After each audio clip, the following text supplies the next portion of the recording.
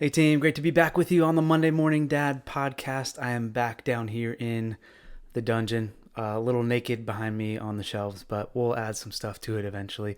I'll get to it. But hopefully, you guys were able to listen to the last episode with Jim Hensel talking about core values. I know he is a little intense at times. I know he could talk about this stuff for hours if you let him. And even though we disagreed on a few things, I think he brings a ton of knowledge and experience to the table. I mean, just look at the people that he works with on a daily basis, the athletes that he gets to coach. Rich Froning, arguably the fittest man in the world. Michael Chandler, one of the top lightweight UFC fighters. These guys are the best of the best in their fields, and Jim meets with them regularly to coach them. So if you weren't able to listen to that, I recommend you go back and listen to that episode first. It's going to set up really what we're going to talk about today in this episode. But I wanted to continue that conversation that we had with Jim a bit, since we didn't get to talk about everything that I really wanted to hit on. Specifically, what's next after going through this process of defining our core values? I mean, I've got the core values. Like, now what? Do I just sit and wait for things to happen?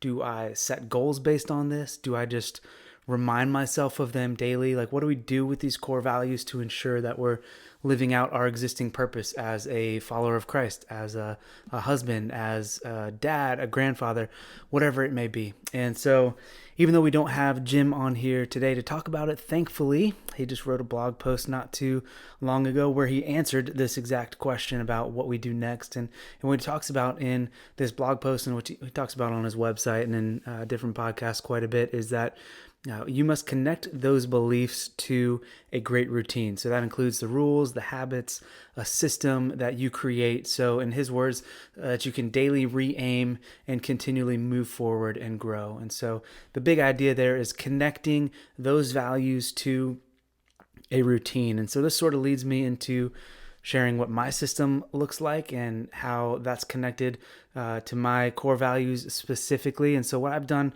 is I've put together something that I call, very creatively, I might add, my daily plan. And this is something that I created about, I don't know, 4 years ago, maybe, just as a way to give structure and purpose to my day and really ensure that I'm living out my core values that I've identified. But what I do on most nights, or what I try to do on most nights before going to bed, I'm not perfect at this by any means. I'll grab a pen and one of these sheets that I've got printed off and just take a few minutes to answer all of the prompts on the sheet. And I'll walk you guys through that in a second. But what I've found is that these prompts are really a way for me to both be reflective on the day as well as being proactive as we look toward tomorrow. So if you're watching this on YouTube, this is what my daily plan looks like.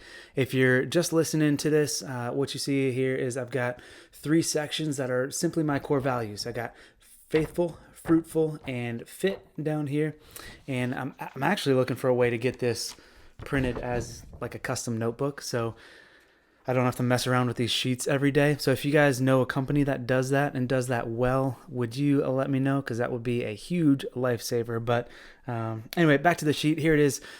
Basically at the top, all of these questions are helping me focus on how I can be faithful in the next day. So number 1, what are you reading? That can be, what are you reading in the Bible? What books are you reading? What articles are you reading?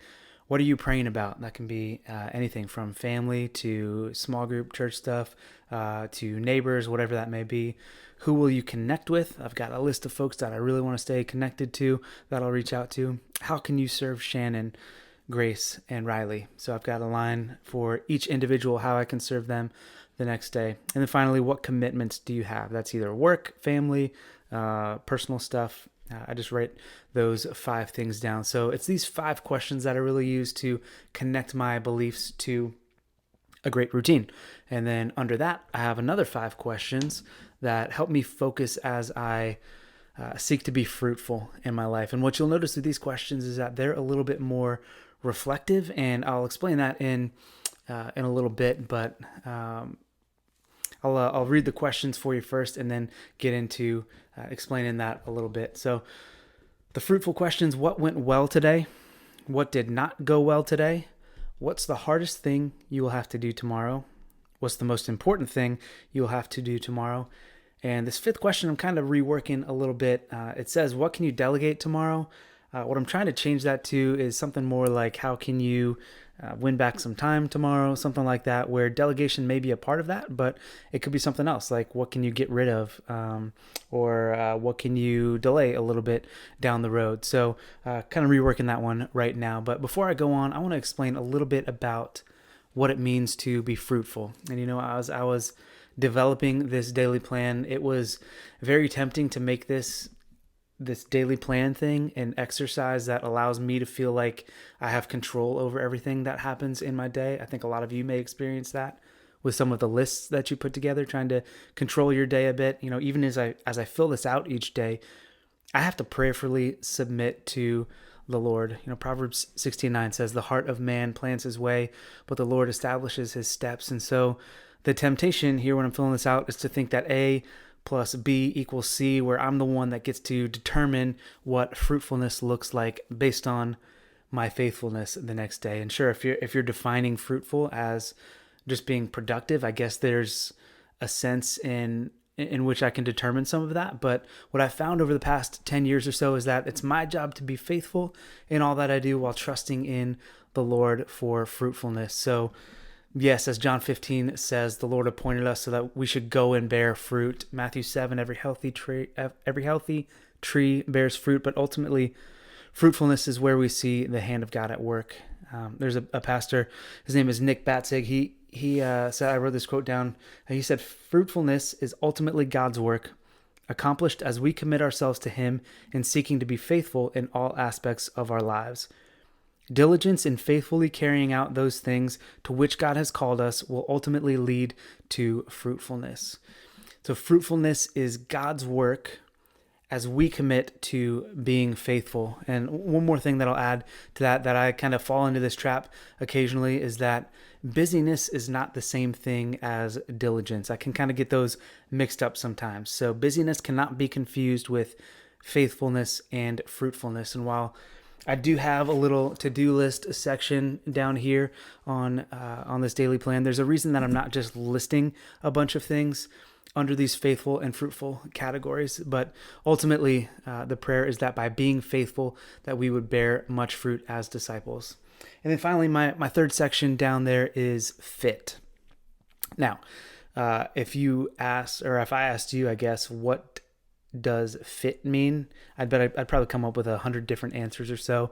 Some would say fitness is relative, but I'd argue that fitness can really be measured with some data too. So at the risk of going down this hole a little bit too much, I love how CrossFit defines fitness, specifically how they explain the sickness, wellness, fitness continuum. Basically, on one side you have sickness, where I may be a little off on these, but you'll get the idea. It could be like body fat over 30%, can't deadlift your body weight, elevated blood pressure, on all types of medication, etc. Then in the middle you've got wellness, and this may be like limited medications, body fat around 15 to 25%, exercising multiple times per week with increasing muscle mass, something like that. And then finally, on the other side, you have fitness. And now I will be the first to tell you that I am nowhere near this fitness end of the continuum right now, but that's the goal, right? And so the measurable goals for me specifically are to be at a place where I require no medications, where my body fat is somewhere around like 15%, and I'm shooting for the ability to be active when I'm older. And so I always kind of say this somewhat jokingly, but I think there's an awesome target within here. When I'm talking to my girls, I tell them I want to be able to gauge my longevity I tell them no matter how old I get or no matter how big they get, I always want to be able to pick them up and give them a hug. So one day when I'm 80 years old, I want to be able to grab 50-year-old Riley and get those feet off the ground when I hug her. And so within this sickness, wellness, fitness continuum, what we're essentially trying to do is build up a bank of fitness, if you will. So that as you age, you're not quickly going from wellness to sickness. Before you even get to sickness, you've got to go from fitness through wellness, then to sickness. Now, Of course, I could get hit by a bus tomorrow, and let's assume that doesn't happen. I want to have enough fitness built up where I'm having fun, bringing joy, and experiencing a great life well into my 80s and 90s. And so, what am I doing to connect my values to that routine? There's really two big questions that I look at each day. For that is, what are you eating? And I've got a little schedule of like breakfast, morning snack, lunch, afternoon snack, dinner, supplements, and then how will you be active? So, what are you eating and how will you be active? And honestly, those are the biggest categories to pay attention to when you're trying to focus on fitness anyway. Like, what are you shoving into your pie hole and how are you going to be moving? So for me, I don't really have a problem with being active. I think that's something it's kind of made its way into my normal routines and rhythms in life. I'm going to the gym 3 times a week, working out in the basement, going on bike rides, going on walks with the girls, now cutting the grass every 3 days or so. So that's not a huge problem for me. But what I do need to write down, and not just write down but actually follow, is what we're eating the next day. And it's obviously super helpful to plan that ahead of time, so when it gets to 4:30 at night and you're trying to figure out what we're gonna make for dinner, you're not stuck and you've got that planned out a little bit. But that's kind of what I need to do to focus on. And ideally that's unprocessed foods at a level that sustains my activity. But as you guys know, I don't really mess around with vegetables too much. I was actually trying to think, like, when is the last time I had a vegetable? And I admit I don't know when that is. But so for me, it ends up looking like a ton of meat each day and potatoes or rice. So when I say I'm a meat and potatoes guy, I'm a meat and potatoes guy. But anyway, this podcast is not supposed to be a deep dive on my poor eating habits, so maybe we'll do that another time. But that's it. That's my daily plan. Now, is this exhaustive? No, not by any means is this exhaustive, but we're not really looking for an exhaustive list either. I mean, ultimately, I found that these are the most helpful questions for me that will kind of move the needle for me the most the next day. And so,